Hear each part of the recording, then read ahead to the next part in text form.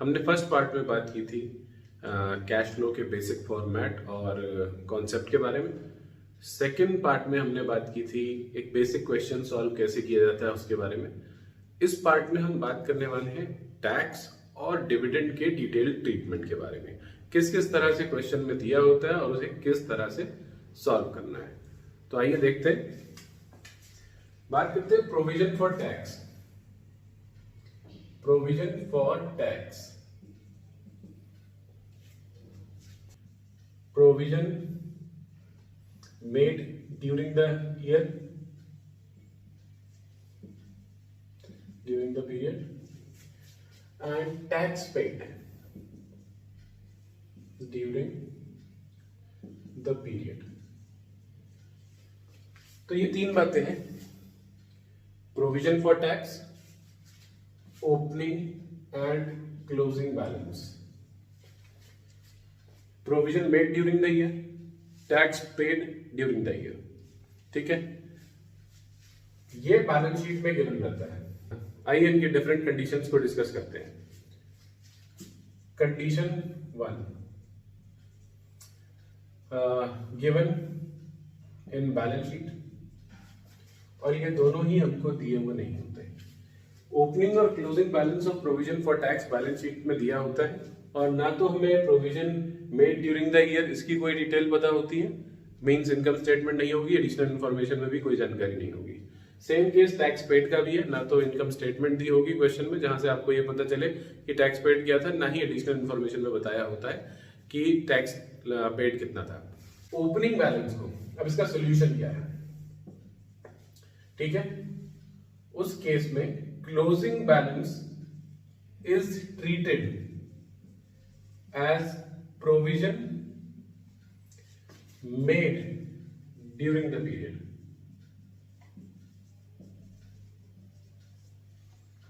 and opening balance is treated as tax paid during the period.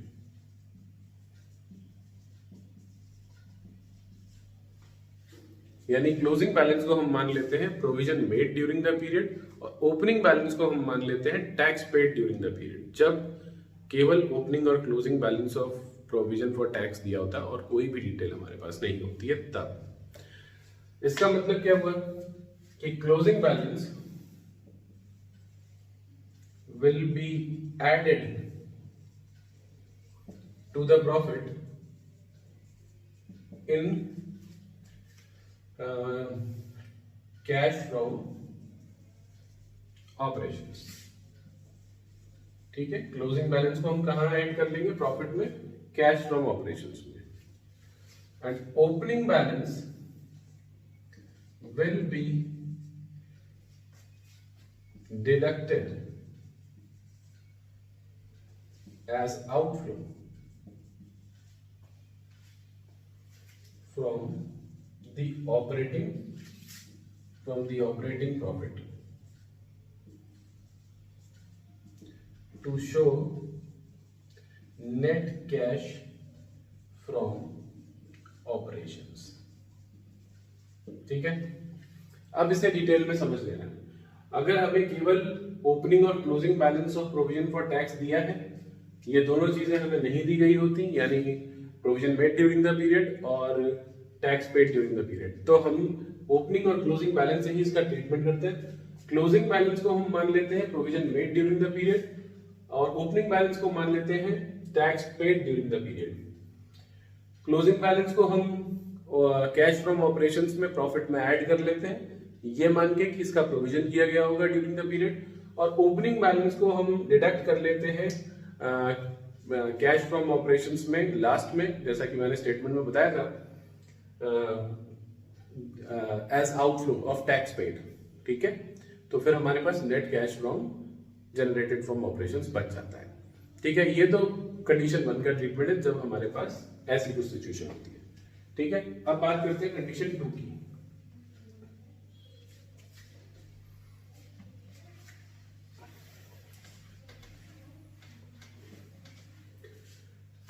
Condition 2 में हमें मान लेते हैं हम कि हमें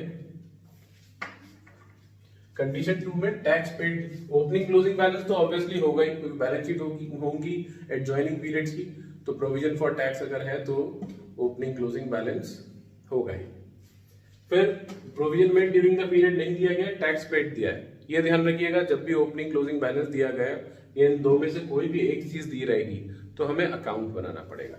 मैं कंडीशन 3 भी यही समझा देता हूं। कंडीशन 3 ये दिया रहेगा, वहां ये दिया रहता है और ये नहीं दिया रहता है। मतलब एक कंडीशन हमारे पास ऐसी है जिसमें opening closing of provision for tax के साथ टैक्स पेड दिया है, और दूसरी कंडीशन हमारे पास ऐसी है जिसमें provision made during the period दिया और टैक्स पेड नहीं दिया। अब इन दोनों ही केसेस में हमें प्रोविजन फॉर टैक्स अकाउंट बनाना पड़ता है। Provision for tax account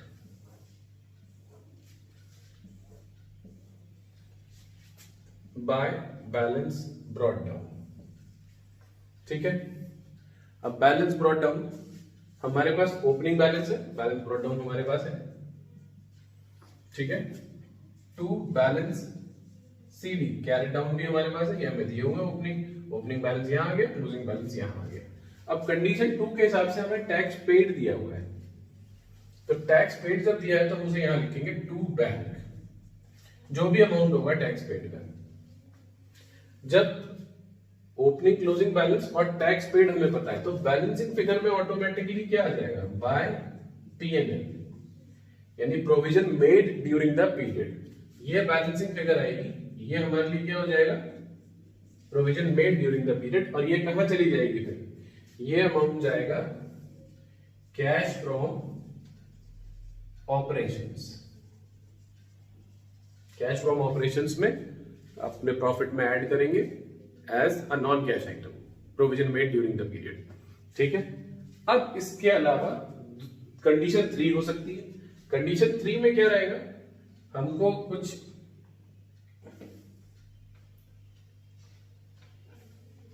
condition 3 में ये 3 चीजें दी हैं, opening balance, closing balance, provision made during the period, ये 3 चीजें हमको दी गई हैं। तो हम फोर्थ आइटम यानी टैक्स पेड, ये बैलेंसिंग फिगर हो जाएगी। ठीक है, अब होगा क्या, ये कैश फ्रॉम ऑपरेशंस में जाएगा,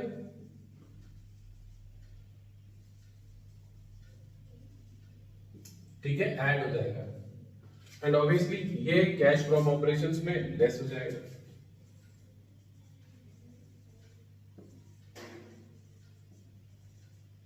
ये माइनस कर देंगे। ये नॉन कैश आइटम है, प्रोविजन बनाने से प्रोविजन बनाने से कैश घटता नहीं है, नॉन कैश आइटम होती है, इसलिए इसे ऐड बैक किया जाएगा, चाहे ये दिया हो या बैलेंसिंग फिगर में निकाले। टैक्स पेड कैश आउटफ्लो होता है, इसलिए ये चाहे दिया हो या चाहे हम इसे निकालें, ये माइनस करना पड़ेगा हमें कैश फ्रॉम ऑपरेशन से, net cash from generated from operation तक पहुंचने के लिए। ठीक है, तो ये टैक्स की तीनों कंडीशन थी। अब कभी कभी होता है कि प्रोविजन दिया ही नहीं रहता, प्रोविजन होता ही नहीं है क्वेश्चन में, और केवल हमें टैक्स पेड दिया होता है और कुछ नहीं होता है। ठीक है, फोर्थ कंडीशन भी हो सकती है हमारे पास।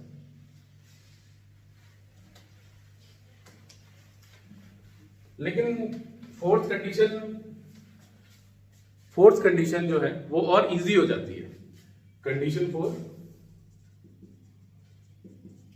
ये भी नहीं है, मतलब बैलेंस शीट में प्रोविजन फॉर टैक्स है ही नहीं। ठीक है, तो प्रोविजन प्रॉफिट में भी होने का कोई मतलब ही नहीं है। जब हम प्रोविजन मेंटेन ही नहीं करते तो प्रॉफिट में से भी लेने का कोई मतलब नहीं है। वहां केवल ये दिया रहेगा टैक्स पेड। तो हमने क्या करना है, टैक्स पेड को ही प्रोविजन और टैक्स पेड को ही आउटफ्लो मान लेना है। मतलब यही अमाउंट जो है पहले हमने प्लस कर देना है कैश फ्रॉम ऑपरेशंस में, एडजस्टमेंट्स जो होते हैं वहां पर। ठीक है, एडजस्टमेंट्स में, और उसके बाद वर्किंग कैपिटल चेंजेस के बाद जब हम टैक्स पेड दिखाते हैं, वर्किंग कैपिटल चेंजेस के बाद जब हम टैक्स पेड दिखाते हैं वहां पर इसे माइनस कर देना है। ठीक है, cash from operations after working capital changes, after working capital changes. तो ये टैक्स के सारे ऑप्शंस थे कि क्या क्या क्वेश्चन में दिया हो सकता है और उसे कैसे कैसे सॉल्व करना है। ठीक है, कोई क्वेरी हो तो पूछ सकते हैं। टैक्स के ट्रीटमेंट के बाद अब बात करते हैं डिविडेंड की। डिविडेंड में भी दो बाइफरकेशंस होते हैं, final dividend and interim dividend. पहले बात करते हैं फाइनल डिविडेंड की। ठीक है, फाइनल डिविडेंड। फाइनल डिविडेंड में अब हो सकता है कि हमको प्रपोज्ड डिविडेंड, ठीक है, dividend provided during the period and dividend paid during the period. अब यहां भी ये तीन बातें हैं। ठीक है, अब ये ओपनिंग एंड क्लोजिंग बैलेंस रहता है। ठीक है, ओपनिंग क्लोजिंग बैलेंस। ठीक है, अब यहां फाइनल डिविडेंड की बात हो रही है। फाइनल डिविडेंड है क्या? फाइनल डिविडेंड में जो फाइनेंशियल ईयर खत्म हो जाता है, बुक्स क्लोज हो जाती हैं, टैक्सेशन मैटर्स ओवर हो जाते हैं, उसके बाद जो फाइनली डिस्ट्रीब्यूटेबल प्रॉफिट होता है उससे डिविडेंड डिक्लेयर किया जाता है। मींस अब होगा क्या, यानी करंट ईयर में अगर कोई डिविडेंड डिक्लेयर हो रहा है करंट फाइनेंशियल ईयर में, तो it will be related to the previous financial year. ठीक है, it is called the final dividend for the previous financial year. तो अब है क्या कि जब डिविडेंड हम पे करेंगे तो आउटफ्लो होगा, लेकिन जब हमने डिविडेंड प्रपोज किया था, जो provision during the year profit में से चार्ज किया गया वो प्रॉफिट में ऐड बैक किया जाएगा, और जो डिविडेंड हमने पे किया वो हम फाइनेंसिंग एक्टिविटीज में आउटफ्लो में दिखाएंगे। प्रोविजन फॉर टैक्स की तरह प्रपोज डिविडेंड के भी कुछ कंडीशंस होती हैं, यानी जितनी डिटेल इंफॉर्मेशन दी होगी उस हिसाब से ही ट्रीटमेंट होता है। अब यहां भी कंडीशन 1 है, जैसा कि हमने प्रोविजन फॉर टैक्स के केस में पढ़ा था, केवल ओपनिंग क्लोजिंग बैलेंस दिया है, ना ही dividend provided during the period और ना ही डिविडेंड पेड। ठीक है, तो अब यहां ट्रीटमेंट क्या करना है, क्लोजिंग बैलेंस को हम dividend provided during the period मान लेते हैं, ड्यूरिंग द पीरियड, और इसको हमने कैश फ्रॉम ऑपरेशंस में ऐड कर लेना है, और ओपनिंग बैलेंस को हम dividend paid during the period मान लेते हैं, और इसको कैश फ्रॉम फाइनेंसिंग एक्टिविटीज में माइनस करना है, कैश फ्रॉम फाइनेंसिंग एक्टिविटीज में माइनस करना है। ठीक है, तो ये तो ट्रीटमेंट था जब केवल हमें ओपनिंग और closing balance of propose dividend दिया है, ना ही dividend paid during the period है, ना ही dividend provided during the period. अब नेक्स्ट कंडीशन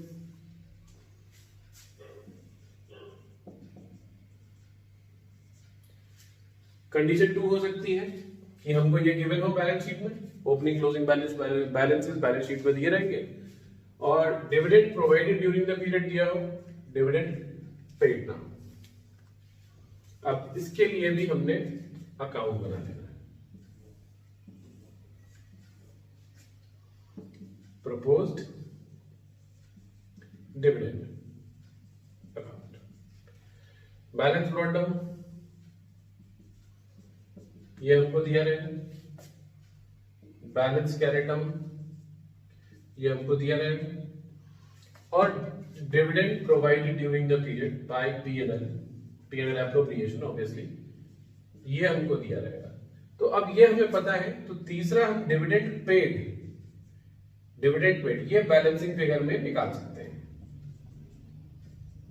ठीक है, अब ये कैश फ्रॉम ऑपरेशंस में चला जाएगा, प्लस हो जाएगा, और ये कैश फ्रॉम फाइनेंसिंग एक्टिविटीज में माइनस हो जाएगा,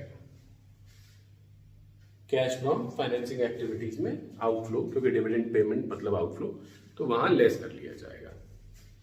ठीक है, अब कंडीशन थोड़ी इस तरह भी हो सकती है, यानी कि हमको ये दिया गया है और ये नहीं पता, ठीक है। तो हम क्या करेंगे, ये हमें नोन रहेंगे ये 3, और dividend provided during the period ये बैलेंसिंग फिगर आ जाएगी, जो कि सीएफओ में यानी कैश फ्रॉम ऑपरेशंस में ऐड हो जाएगी। ट्रीटमेंट ऐड और लेस का वैरी नहीं करता है, केवल बैलेंसिंग फिगर 3 चीजें नोन है, चौथी बैलेंसिंग फिगर में निकल जाती है, पुरानी बात है, ठीक है। तो ये कंडीशन थी, तीनों बताई मैंने आपको। अब यहां भी एक फोर्थ कंडीशन हो सकती है, यहां पर भी कंडीशन 4 हो सकती है, ना ये पता है ना ये पता है, केवल डिविडेंड पेड दिया है, तो हमारे पास कोई ऑप्शन ही नहीं होता। डिविडेंड पेड दिया है, डिविडेंड पेड को ही डिविडेंड प्रोवाइडेड मानते हैं और उसी को डिविडेंड पेड मानते हैं, यानी यही अमाउंट जो यहां दिया रहेगा वही कैश फ्रॉम ऑपरेशंस में ऐड हो जाएगा और बाद में फाइनेंसिंग एक्टिविटीज में आउटफ्लो में दिखा दिया जाएगा, ठीक है। तो इसी का treatment just like in the case of taxation, ठीक है। अब डिविडेंड में फाइनल डिविडेंड के अलावा इंटरिम डिविडेंड का भी एक केस हो सकता है।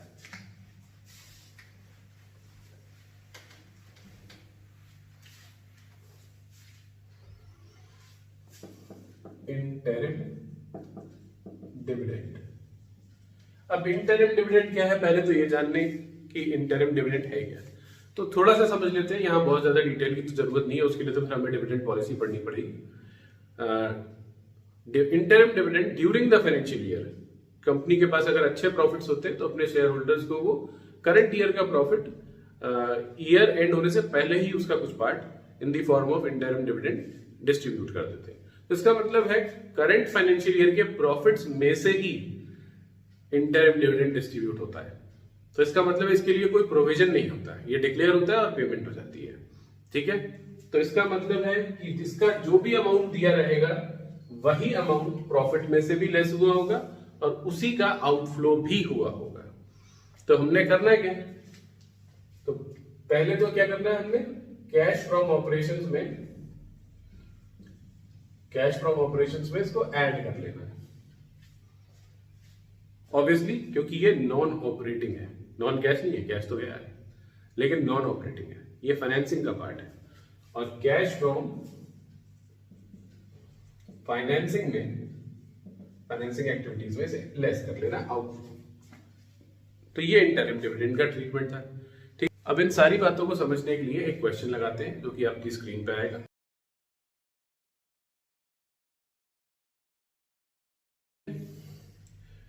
क्वेश्चन में बैलेंस शीट दी है और बैलेंस शीट के साथ कुछ एडिशनल इंफॉर्मेशन है।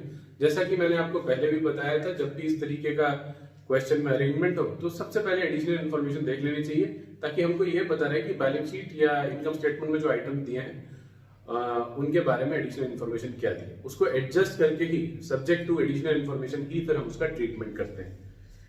अब यहाँ पे depreciation of ₹10,000 and ₹20,000 have been charged on plant and building respectively. तो हमको ये बताया गया प्लांट और बिल्डिंग पर, प्लांट पर 10,000 का और बिल्डिंग पर 20,000 का डेप्रिसिएशन लगा है, ठीक है। और an interim dividend of 20,000 has been paid during the year, 20,000 का इंटरिम डिविडेंड दिया है। और लास्ट पॉइंट बताता है हमें 35,000 का इनकम टैक्स दिया हमने ड्यूरिंग द ईयर, 35,000 का इनकम टैक्स दिया ड्यूरिंग द ईयर, ठीक है। अब बैलेंस शीट को देखते हैं। बैलेंस शीट में हमारे पास शेयर कैपिटल है और रिडीमेबल प्रेफरेंस शेयर्स है, जनरल रिजर्व है, प्रॉफिट एंड लॉस अकाउंट है, प्रपोज डिविडेंड जो हमने ट्रीटमेंट सीखा।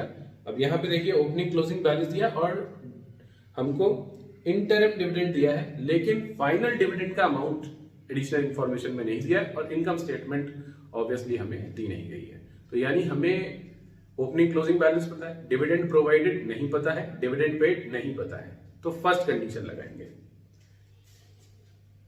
Creditors, BP, provision for tax. अब प्रोविजन फॉर टैक्स जो हमने सीखा, देखिए ओपनिंग क्लोजिंग बैलेंस पता है और लास्ट पॉइंट में हमें टैक्स भी पता है, टैक्स पेड, लेकिन टैक्स प्रोवाइडेड नहीं है क्योंकि इनकम स्टेटमेंट नहीं है, एडिशनल इंफॉर्मेशन बता नहीं रही।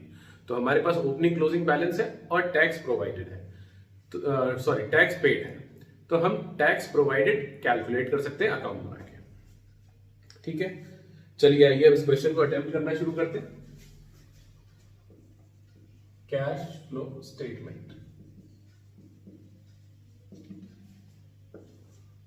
ए part, cash from operating activities, ठीक है, कैश फ्रॉम ऑपरेटिंग एक्टिविटीज। अब यहां पर हमको इनकम स्टेटमेंट है नहीं, तो प्रॉफिट बैलेंस शीट से ही उठेगा। तो बैलेंस शीट में जनरल रिजर्व भी है, पीएनएल भी है, तो हम पीएनएल लेंगे, ठीक है। जब कुछ नहीं दिया होता, केवल जनरल रिजर्व दिया होता है, तो जनरल रिजर्व का डिफरेंस ही हम प्रॉफिट मान लेते हैं, या रिटेन्ड अर्निंग्स का डिफरेंस ही हम प्रॉफिट मान लेते हैं। लेकिन जब पीएनएल का बैलेंस दिया हो तो वहीं से शुरुआत करेंगे। तो पीएनएल का बैलेंस जैसा कि मैं देख सकता हूं, प्रॉफिट में दिया गया है 30,000 और 48,000। तो मैं यहां पे लिखने वाला हूं profit as per balance sheet, profit as per balance sheet. 48,000 closing है, 30,000 ओपनिंग है। इसका मतलब है ड्यूरिंग द ईयर 18,000 का प्रॉफिट पीएनएल एप्रोप्रिएशन में ऐड हो गया, बढ़ गया।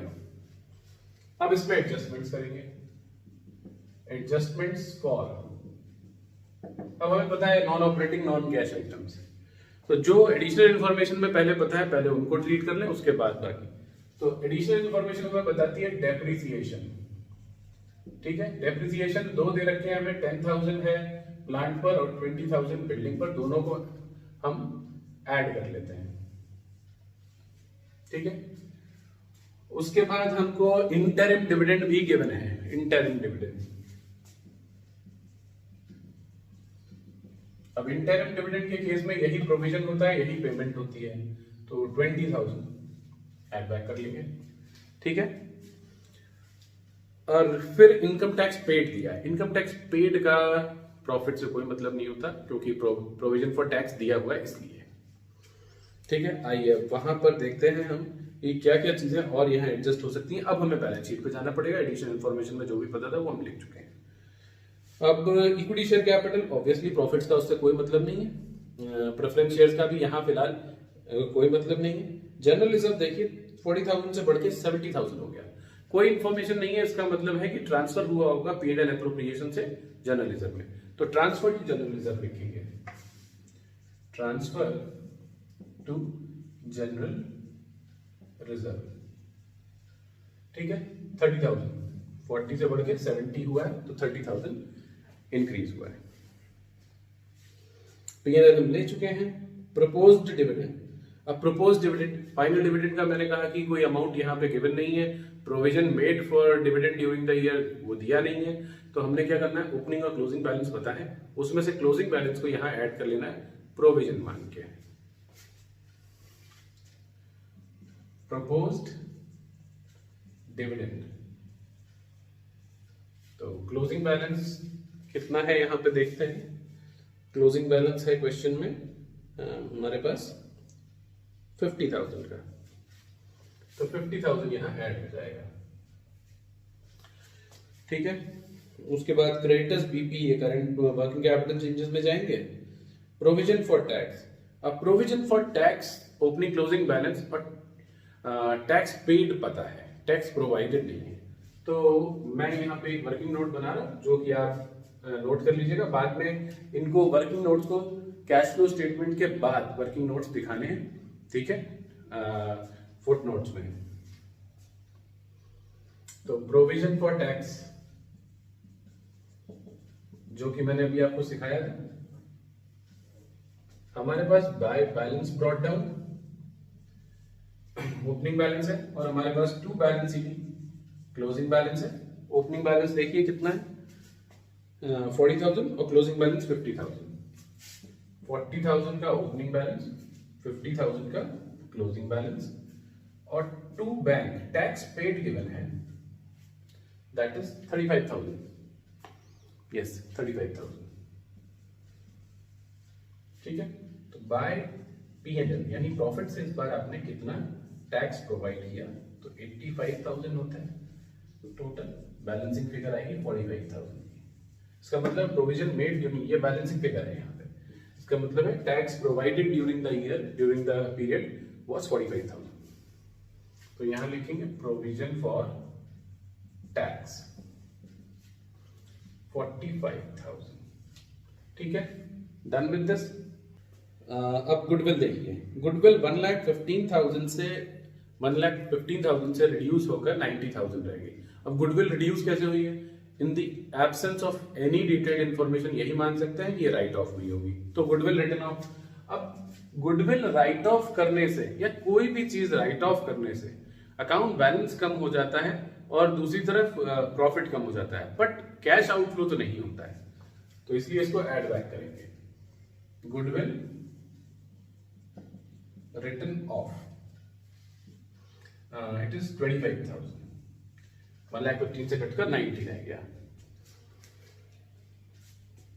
Land and building plant, asset से related profit and loss account में या तो प्रॉफिट और loss on sale of assets आ सकता है या डेप्रिसिएशन। फिलहाल जो हमें पता था डेप्रिसिएशन, वो तो हम ऐड बैक कर चुके हैं। प्रॉफिट या लॉस ऑन सेल, इसके लिए हमारे पास एडिशनल इंफॉर्मेशन नहीं है। अगर कोई सेल हुई होगी तो वो हम देखते हैं, बैलेंस अकाउंट बना के बैलेंसिंग फिगर्स को चेक करना पड़ेगा। ठीक है, लेकिन फिलहाल कोई प्रॉफिट या लॉस हमें ऐसे बताया नहीं है, कोई डिटेल इंफॉर्मेशन नहीं है, तो हम आगे बढ़ते हैं। डेटर्स, स्टॉक, बीआर, ये वर्किंग कैपिटल में जाएंगे। कैश एंड बैंक ये हम लास्ट में ट्रीट करते हैं, तो इसका मतलब है जितनी भी चीजें हमें नोन थी वो हमने एडजस्ट कर ली वर्किंग कैपिटल तक सभी।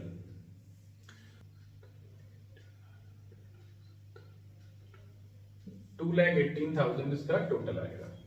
ठीक है, अब ये cash from operations before working capital changes हो गया। Cash from operations before working capital changes. अब हमने वर्किंग कैपिटल चेंजेस को एडजस्ट करना है, तो देखिए करंट एसेट्स और करंट लायबिलिटी को देखते हैं। करंट लायबिलिटीज ऊपर दी है, क्रेडिटर्स और बीपी, उनको देख लेते हैं। तो क्रेडिटर्स 55 से क्रेडिटर्स थे 55 के, जो कि 83,000 के हो गए हैं।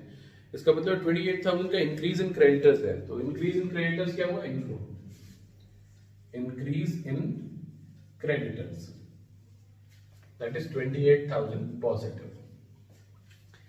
बीपी को देखिए, बीपी 20,000 से घट के 16,000 के हो गया, मींस पेमेंट हुआ होगा, आउटफ्लो है 4,000 का। Decrease in BP 4,000 negative outflow. उसके बाद करंट एसेट्स पर आ जाइए। डेटर्स है हमारे पास 160 से बढ़कर 2 लाख के हो गए, increase in debtors, increase in debtors 40,000 से इंक्रीज हुए हैं, और क्या है? करंट एसेट्स बढ़ी है, मतलब आउटफ्लो हुआ है। फिर है स्टॉक, स्टॉक 77 से बढ़कर 1,09,000 का हो गया, तो ये 32,000 का इंक्रीज है, increase in stock 32,000 negative.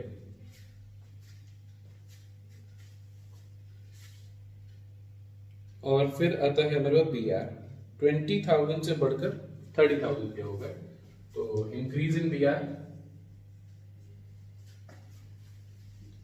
10,000।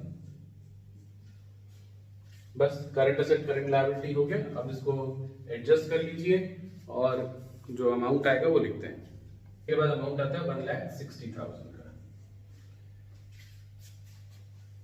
Cash from operations before tax. ठीक है, टैक्स पेड हमें दिया हुआ है क्वेश्चन में। टैक्स पेड कितना है? 35,000। टैक्स पेड गिवन है क्वेश्चन में 35,000। ठीक है, चलिए अब टैक्स पेड के बाद फिर हम cash generated from operations calculate करके फिर बाकी दो स्टेटमेंट पर जाते हैं।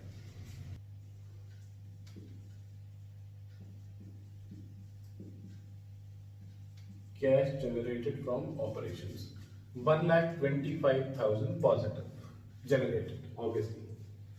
फिर कैश फ्रॉम इन्वेस्टिंग एक्टिविटीज। अब इसके लिए हमने अपनी असेट्स को चेक करना होता है, फिक्स्ड असेट्स को। लैंड एंड बिल्डिंग 2 लाख की थी, 170 की दिखाई दे रही है। चेक करते हैं, अकाउंट बनाते हैं। Balance land and building,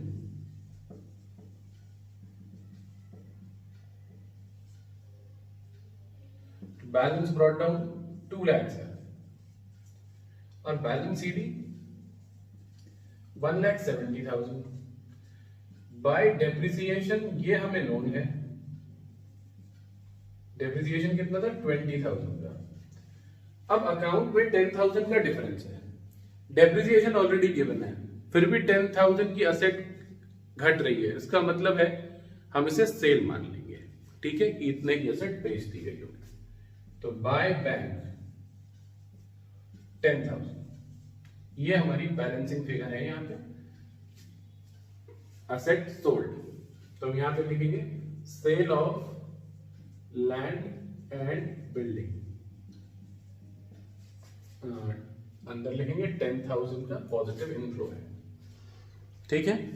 second item है वहां पे प्लांट, प्लांट का भी अकाउंट बनाते हैं।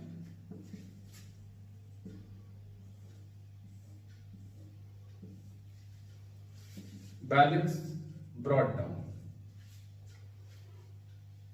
प्लांट में बैलेंस ब्रॉट डाउन मुझे दिखाई दे रहा है 80,000 का,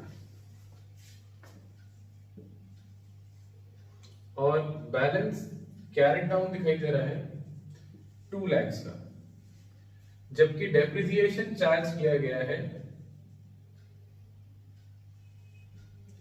10,000 का।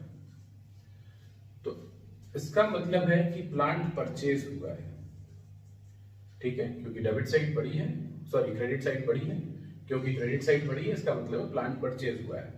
तो 1,30,000 की बैलेंसिंग फिगर है, ये हमारी परचेज ऑफ प्लांट है। तो हम यहां पे लिख देंगे परचेज ऑफ प्लांट 1,30,000 आउटफ्लो। तो 1,20,000 का कैश कंज्यूम हो गया, cash consumed in investing activities. अब थर्ड और last statement, cash from financing activities. अब फाइनेंसिंग के लिए सबसे पहले आइए देखते हैं अपनी कैपिटल को। इक्विटी शेयर कैपिटल 3 लाख से बढ़कर 4 लाख हो गई, कोई इंफॉर्मेशन नहीं है, मतलब इशू हुआ होगा। तो proceeds of issue of equity shares, ठीक है, तो 1 लाख का इनफ्लो।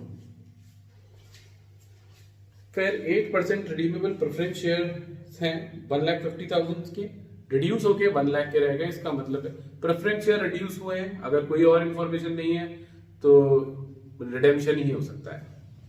तो redemption of preference shares,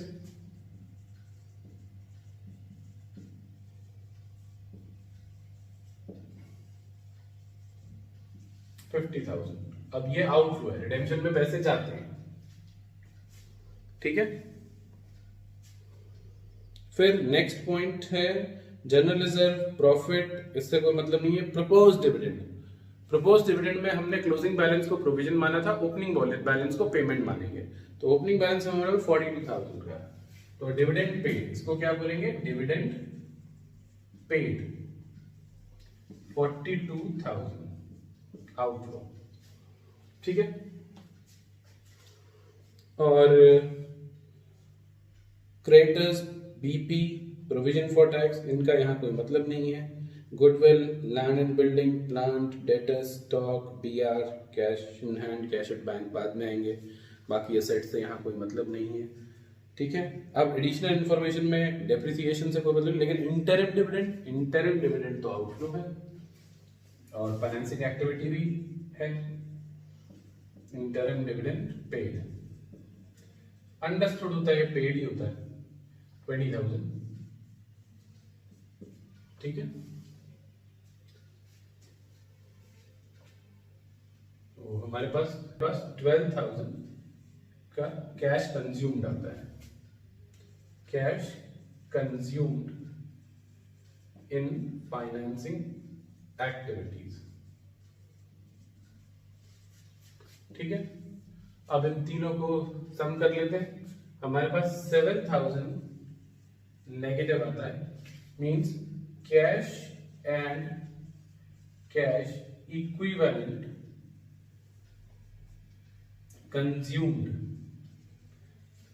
during the period.